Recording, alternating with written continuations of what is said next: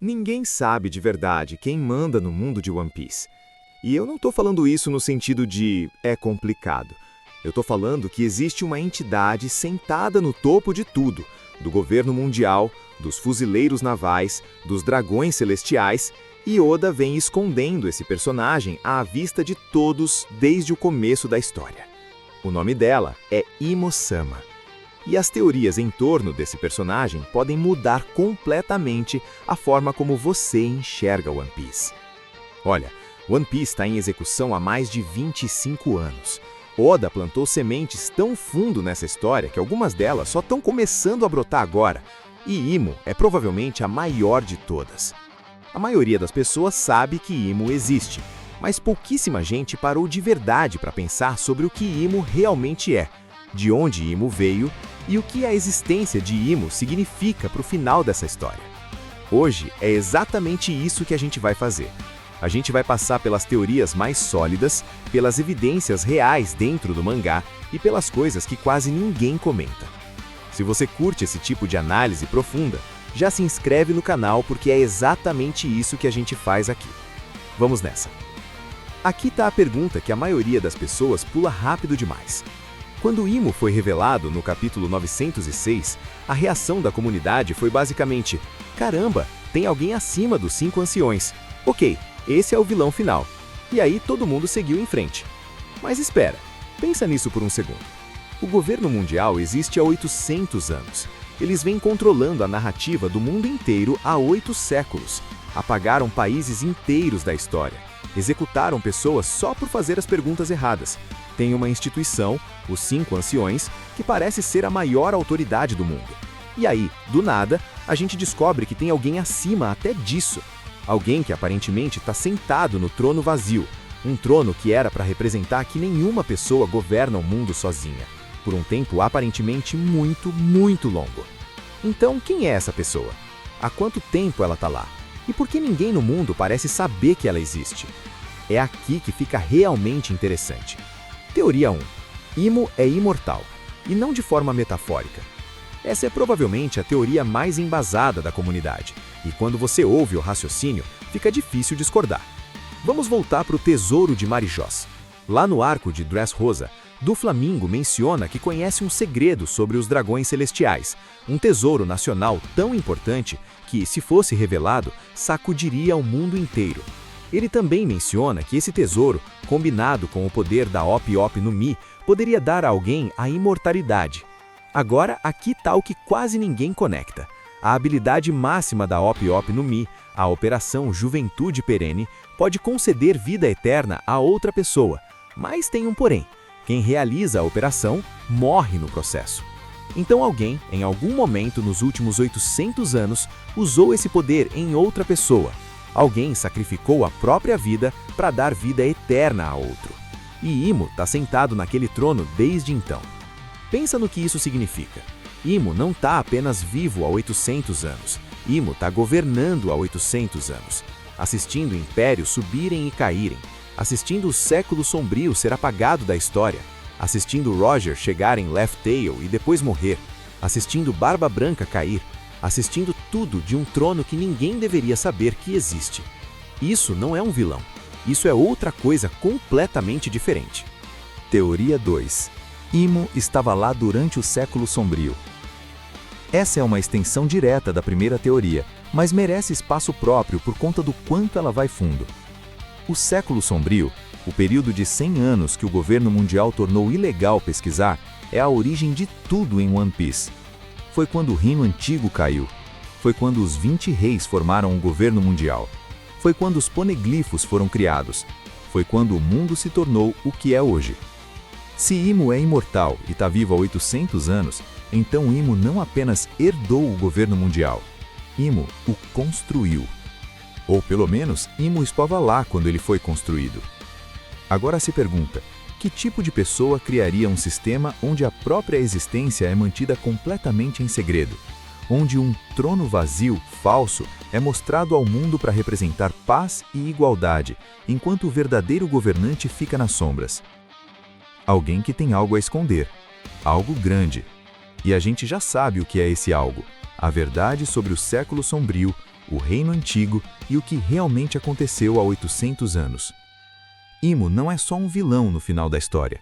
Imo pode ser a causa de tudo que deu errado no mundo de One Piece. Todo pirata que já navegou, toda revolução, toda tragédia, toda guerra, tudo pode ter origem no que Imo fez ou ajudou a fazer há 800 anos. Teoria 3. Imo conhece Luffy, ou pelo menos sabe o que Luffy representa. No capítulo 906, tem uma cena que muita gente viu, mas não processou de verdade. Imo está andando por uma sala escura em Marejós, e nessa sala tem cartazes de procurado gigantes pregados na parede. O cartaz de Luffy, o de Barba Negra, o de Shirahoshi, o de Vivi.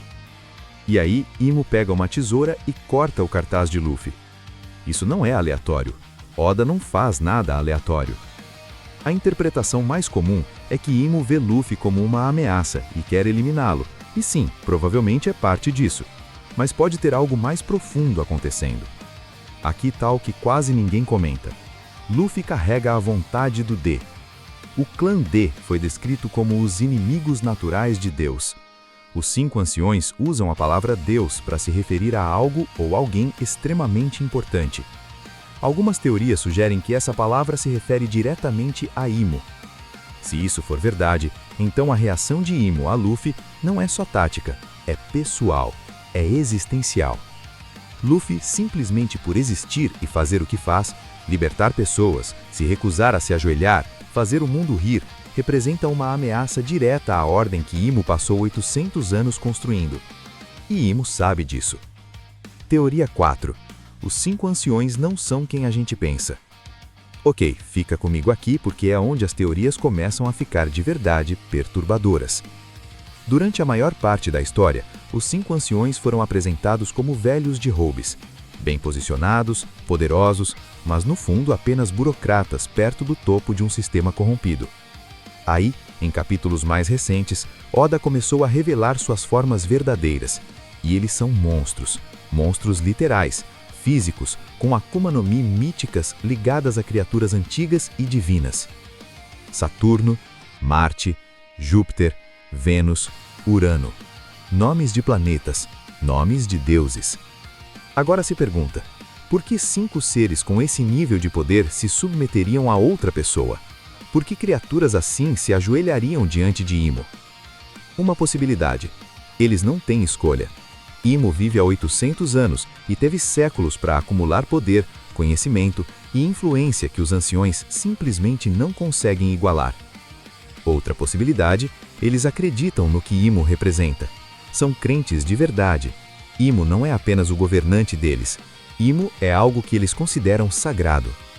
E uma terceira possibilidade, que menos pessoas consideram, talvez os 5 anciões e Imo não sejam tão separados quanto parecem.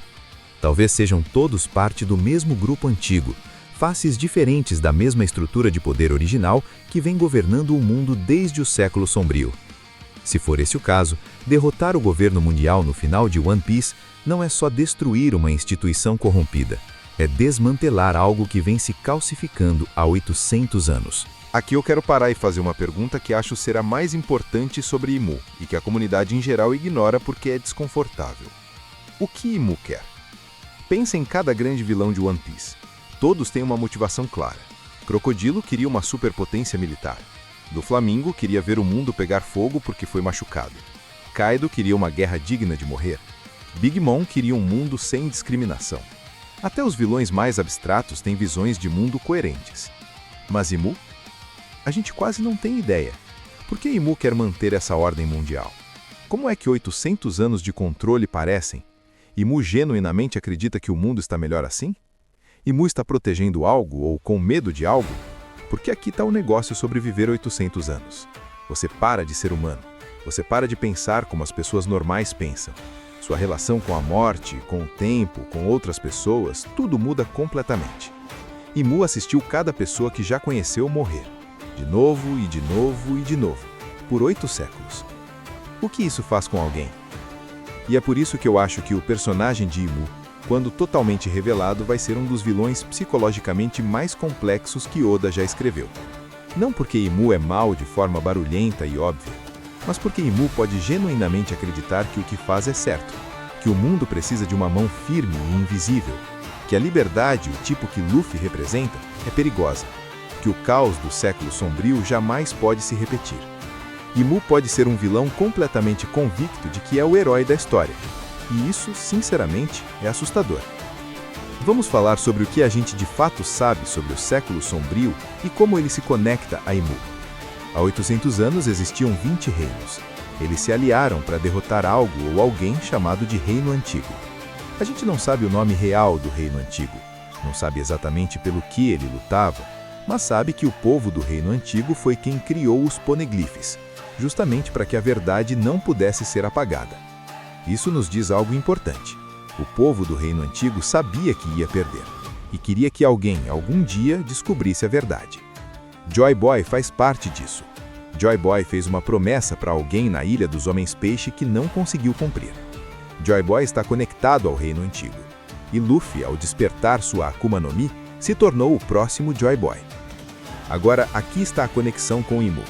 Se os 20 reis derrotaram o Reino Antigo e formaram o governo mundial, então Imu ou liderou essa vitória, ou foi o prêmio dela.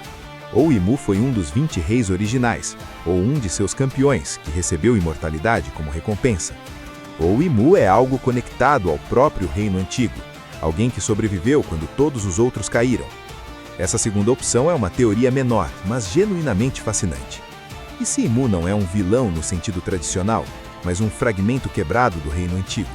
Alguém que perdeu tudo que amava, assistiu o próprio mundo ser destruído e então, em vez de cair, decidiu controlar o mundo novo que o substituiu. Isso tornaria Imu e Luffy não apenas inimigos, mas dois lados da mesma ferida. Um que respondeu à perda apertando o mundo mais forte. O outro que respondeu a um tipo diferente de perda, libertando-o. Tem mais uma coisa que precisa ser discutida, e é o pedaço de evidência mais visualmente marcante de toda a teoria de Imu. Em Marijoas, fundo em uma sala secreta, existe um chapéu de palha enorme, gigante, congelado dentro de uma bolha, preservado como uma peça de museu. Esse chapéu claramente está conectado a Joy Boy, claramente está conectado a Luffy, e o fato de ser Imu quem o tem, quem o preserva, guarda, mantém trancado, diz algo profundo. Imu vem esperando. Por 800 anos, Imu vem esperando o retorno de Joy Boy. E o fato de que Imu reagiu ao cartaz de Luffy do jeito que reagiu, cortando-o, escolhendo-o dentre todos os outros cartazes na sala, sugere que Imu sabe. Imu reconhece o que Luffy está se tornando.